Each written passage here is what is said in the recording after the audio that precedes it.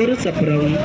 விஜய் அமிர்தராஜ் இவர்களின் குடும்ப நலனுக்காகவும், ஜான் ஷாம் யஷ்வந்த் இவர்களின் படிப்புக்காகவும், உடல் நலனுக்காகவும், விக்டர் டிசில்வா ஜெனிஃபர் இவர்களின் குடும்ப நலனுக்காகவும், ஹான்சி எடினா படிப்பு நலனுக்காகவும், உடல் நிறைவேறவும், மோஷிகா நிதிஷ் இவர்களின் உடல் நலனுக்காகவும், படிப்பிற்காகவும் ஒரு சப்பரம்.